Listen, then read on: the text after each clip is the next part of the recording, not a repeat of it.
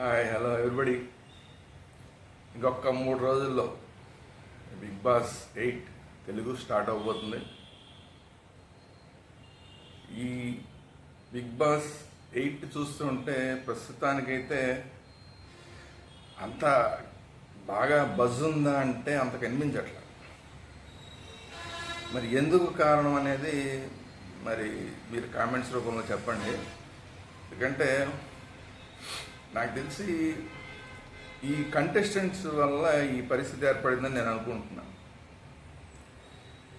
మొదట్లో అయితే పర్లేదు, మంచి మంచి కంటెస్టెంట్సే వస్తున్నట్లాగా కనబడింది. కానీ ఇప్పుడు ఒక్కొక్కళ్ళు వాళ్ళు రావట్లేదు, వీళ్ళు రావట్లేదు, వీళ్ళు రావట్లేదు, వీళ్ళు రావట్లేదు అని అందరూ వెళ్ళిపోయిన తర్వాత ఇప్పుడు నిజంగా అసలు ఎవరు వస్తున్నారు అని చూస్తే అసలు ఆ కంటెస్టెంట్స్ కొంతమంది పేర్లు అయితే ఎవరికి తెలియని పేర్లు, కొంతమంది సరే తెలిసినా కూడా సరే వీళ్ళు అసలు ఎంతవరకు పెర్ఫామ్ చేయగలుగుతారు. ఏదో వచ్చారంటే వచ్చారు, బిగ్ బాస్ కంటే కాదు కదా, కంటెంట్ ఇవ్వగలగాలి, అందరికీ ఇంట్రెస్టింగ్గా ఉండేలాగా కంటెంట్ ఇవ్వగలగాలి.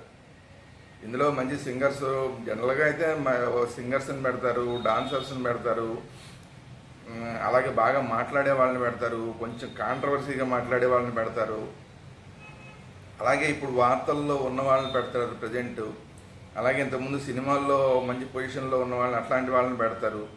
ఈసారి అయితే అసలు అలాంటి వాళ్ళందరూ ఒక్కొక్కళ్ళు తగ్గిపోతున్నారు. కొన్ని ఏదైనా జబర్దస్త్ లాంటి షోల్లో ఉన్న వాళ్ళు ఎవరన్నా వస్తారా అంటే ఆ పేర్లు కూడా ఒక్కొక్కటి పక్క అయిపోయినాయి. వాళ్ళు వస్తారు, వీళ్ళు వస్తారు అన్నవన్నీ పక్క అయిపోయినాయి. ఇప్పుడు లేటెస్ట్గా అసలు హోస్ట్గా ఉన్న నాగార్జున గారి మీదే కాంట్రవర్సీలు వచ్చేసినాయి. ఆయనే ఏదో ఒక చెరువుని ఆక్యుపై చేసి దాంట్లో కట్టాడు, ఏదో ఒక కన్వెన్షన్ సెంటర్ కట్టారు, దాన్నేమో ప్రభుత్వం కూల్చేసింది. సో ఇట్లాంటి వాళ్ళందరూ హోస్ట్గా వచ్చి ఏం మెసేజ్ ఇస్తారు జనానికి అని, వీళ్ళే ఆక్రమణదారులుగా ఉన్న నాగార్జున వచ్చి ఏం మెసేజ్ ఇస్తాడు జనానికి. ఈయన వెళ్ళి కంటెస్టెంట్లు మీరు ఇలా నీతిగా ఉండండి, అలా నీతిగా ఉండండి, ఇలా ఉండండి, అలా ఉండండి ఏం చెప్తాడు. ఈయన చెప్తే మాత్రం వింటారా? లోపలైనా ఉంటుంది, పైకి అనకపోయినా కదా లోపలైనా ఉంటుంది కదా, నువ్వే పెద్ద ఆక్రమణదారుడివి, నువ్వు మాకు చెప్పేవాడివా అని ఉంటుంది. అదే చూసేవాళ్ళకు కూడా ఈ షో బిగ్ బాస్ 8 షో చూసేవాళ్ళకు కూడా అదే ఉంటుంది కదా. నాగార్జున గారు ఎప్పుడు ప్రతి శనివారం ఆదివారం వచ్చి వాళ్ళందరికీ నీతులు చెప్పినా కూడా సర్లే నువ్వేం చెప్తావు అని చూసేవాళ్ళు కూడా అనుకుంటారు కదా.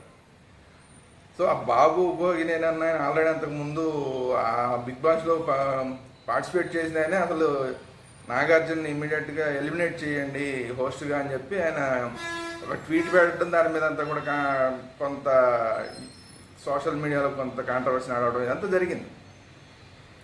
సో దీనివల్ల కూడా కొంత బజ్ అనేది తగ్గిపోయింది.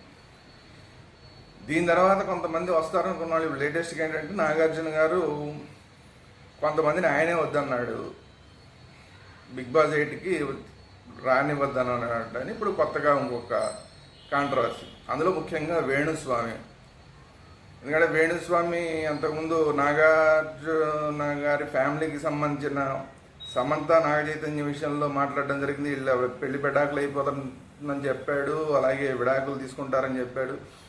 సరే అది ఎప్పుడో అయిపోయింది, దాని తర్వాత అయిపోయింది, సరే ఓకే అనుకుంటే అతను మళ్ళా కాంట్రవర్సీలోకి వచ్చింది ఏంటంటే జగన్ గారి విషయంలో, అలాగే కేసీఆర్ గారు కేటీఆర్ గారి విషయంలో. వాళ్ళు గెలుస్తారని చెప్పారు, వాళ్ళు ఓడిపోయారు. వీళ్ళు గెలుస్తారని చెప్తే జగన్ గారు మళ్ళీ గెలుస్తాడు, ఆయన గవర్నమెంట్ వస్తుందని చెప్తే ఆయన ఓడిపోయాడు.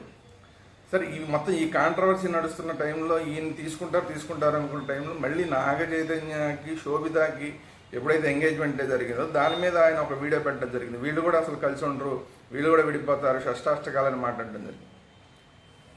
సో అట్లాంటి వేణుస్వామి 2 సార్లు తన ఫ్యామిలీకి సంబంధించిన వాళ్ళ మీద నెగిటివ్గా కామెంట్లు పెట్టిన ముఖ్యంగా నాగచైతన్య సంబంధించి 2 సార్లు కాంట్రవర్సీగా జాతకాలు చెప్పి కొంత ఇబ్బందికరమైన పరిస్థితిని నాగార్జున ఫ్యామిలీకి తీసుకొచ్చిన ఈ వేణుస్వామిని ఎట్టి పరిస్థితుల్లో బిగ్ బాస్కి తీసుకురావద్దని నాగార్జున గారు చాలా కళాఖండిగా చెప్పారనేది ఇప్పుడు లేటెస్ట్గా వినిపిస్తున్న ఆరోపణ. అదిగాక ఒక పక్క జగన్ గారు ఓడిపోయారు, జగన్ గారి విషయంలో కూడా కాంట్రవర్సీ జరిగింది. ఇలాంటి అప్పుడు కూడా అంతే జగన్ గారికిను ఈ నాగార్జున గారికి ఇప్పుడు మరి జగన్ గారు గెలుస్తారని చెప్పాడు ఈ వేణుస్వామి. మరి జగన్ గారు ఏమన్నా ఈయనకి సపోర్ట్ చేస్తారా వేణుస్వామికి? అలా ఏమైనా సపోర్ట్ చేసే అవకాశం ఉంటుందా? అంటే ఎవరన్నా ఒకళ్ళు కనుక ఇన్ఫ్లుయెన్స్ చేస్తున్నారంటే రెండో వాళ్ళు కూడా ఇన్ఫ్లుయెన్స్ చేసే అవకాశం ఉంటుంది కదా. ఒకవేళ నాగార్జున గారు ఇన్ఫ్లుయెన్స్ చేసి వద్దు ఎట్టి పరిస్థితులు వేణుస్వామి రావద్దు అంటున్నారంటే మళ్ళీ జగన్ గారో లేకపోతే కేటీఆర్ గారో ఇలాంటి వాళ్ళు ఎవరన్నా మళ్ళీ వేణుస్వామికి సపోర్ట్ చేస్తే లాస్ట్ మినిట్లో వస్తాడా? అంటే ఇదంతా మొత్తం ఇన్ఫ్లుయెన్స్ జరుగుతున్నాయా? ఇప్పుడు ఈ పాయింట్ అంతా చెప్తున్నది దేనికంటే ఏ కంటెస్టెంట్ రావాలి ఏ కంటెస్ట్ రాకూడదు అన్న దాని మీద ఇన్ఫ్లుయెన్స్లు పనిచేస్తున్నాయా? ఓ పక్కన ఛానల్లో వాళ్ళ ఇష్టాలు వాళ్ళు ఎవరో హిందీ వాళ్ళు వచ్చి ఇక్కడ చూస్తున్నారంటున్నారు. వాళ్ళందరూ వాళ్ళ పాయింట్ ఆఫ్ వ్యూ ఎలా ఉంటుంది, నాగార్జున గారి పాయింట్ ఆఫ్ వ్యూ ఎలా ఉంటుంది, లేదంటే స్టార్ మా వాళ్ళ పాయింట్ ఆఫ్ వ్యూ ఎలా ఉంటుంది, ఇవన్నీ ఉంటాయి. వీటన్నిటి మధ్యన కూడా అసలు పూర్తిగా వస్తారు. నిజంగా కనుక వేణుస్వామి వస్తే కొంత నిజంగా కూడా హైలైట్ అవుతుంది. బిగ్ బాస్ 8 అనేది కొంత హైలైట్ అవుతుంది. అసలు వేణుస్వామి నిజంగా ఎలా ఉంటాడు ఏంటి అనేది అందరు చూడాలనుకుంటున్నారు. కానీ అతను రాకుండా నాగార్జున గారు చేశారనటం వల్ల ఇంకా కొంచెం బజ్ తగ్గిపోయింది. అలాగే కిర్రా కార్పిని నాగార్జున గారే అడ్డం పడ్డారు. కారణం ఏంటి అంటే అతను జగన్కి వ్యతిరేకంగా చాలా ఎక్కువ మాట్లాడాడు ఈ మధ్యకాలంలో. తెలుగుదేశం పార్టీ కండువా వేసుకున్నాడు, జగన్కి వ్యతిరేకంగా మాట్లాడాడు. నాగార్జున గారేమో జగన్కి ఫ్రెండు. మరి ఈ ఇన్ఫ్లుయెన్స్ వల్ల ఉన్న కిర్రా కార్పిని తీసుకోవద్దని చెప్పి నాగార్జున గారు చెప్పారా? ఇదొక కాంట్రవర్సీ. యాక్చువల్గా అయితే కిర్రా కార్పి జబర్దస్త్లోనూ చాలా ఫేమస్ అయ్యాడు. అలాగే చేపల పులుసు నెల్లూరు చేపల పులుసు ఏదో పెట్టాడు, అది ఫేమస్ అయ్యాడు. తర్వాత ఈ పొలిటికల్గా మాట్లాడడం వల్ల కూడా ఫేమస్ అయ్యాడు. మరి ఇంత ఫేమస్ అయ్యి ముక్కుసూటుగా మాట్లాడే కిర్రా కార్పి లాంటి వాళ్ళు కనుక బిగ్ బాస్లో ఉంటే బిగ్ బాస్ ఎంతో కొంత కంటెంట్ అనేది వస్తుంది. కానీ మరి నాగార్జున గారు కిర్రా కార్పిని కూడా వద్దన్నాడు అని అంటే జగన్కి వ్యతిరేకంగా మాట్లాడాడు, నా ఫ్రెండ్కి వ్యతిరేకంగా మాట్లాడాడు కాబట్టి, లేదంటే ఆ పార్టీకి వైసీపీ పార్టీకి వ్యతిరేకంగా మాట్లాడాడు కాబట్టి నాగార్జున గారు వద్దన్నారా? ఇదొక కాంట్రవర్సీ. సరే, ఇంకొక అమ్మాయిని కూడా ఎవరో వద్దన్నారు అనేది అంటున్నారు. సరే, అది ఓకే. అది ఎంతవరకు ఏంటి అనేది తెలీదు. స్కిన్ షో చేసే ఎక్కువ స్కిన్ షో చేస్తే కనుక ఇబ్బందులు వస్తాయి, ఖచ్చితంగా ఇబ్బందులు వస్తాయి. నాలాంటి వాళ్ళే మాట్లాడతాం. ఎక్కువ స్కిన్ షో కనుక బిగ్ బాస్లో జరిగితే తూర్పారబడడం ఖాయం. సరే, ఆ కారణంతో కనుక ఎవరన్నా వద్దంటే కొంతవరకు ఓకే. ఎందుకంటే బిగ్ బాస్ అనేది ఫ్యామిలీ షో లాగా, ఎందుకంటే అందరు ఫ్యామిలీస్ కూడా చూస్తారు కాబట్టి అట్లాంటి దాంట్లో స్కిన్ షోలు కానీ లేదంటే అతి చేయడం కానీ చేస్తే ఖచ్చితంగా వ్యతిరేకత వస్తుంది. సో అసలే అంతంత మాత్రంగా ఉన్న ఈ కంటెస్టెంట్స్ లిస్టులో కాస్త కోస్త బస్సు తీసుకొస్తారనుకున్న వేణుస్వామి, కిర్రా కార్పి లాంటి వాళ్ళు నాగార్జున గారు వద్దన్నారంటే ఇంకేం బస్సు మిగులుతుంది? దాంట్లో ఏముంటుంది అసలు? ఎత్తిపోయిన సీజన్ 6 అందరికీ గుర్తుండే ఉంటుంది. సేమ్ మళ్ళీ అంతే, ఇది కూడా ఎత్తిపోయే అవకాశాలు కనబడుతున్నాయి. అసలు ఇప్పుడు వీళ్ళు తీసుకొచ్చేవాళ్ళు ఎవరు? వీళ్ళు తీసుకొచ్చే వాళ్ళలో అసలు కంటెంట్ ఇచ్చేవాళ్ళు ఎవరు?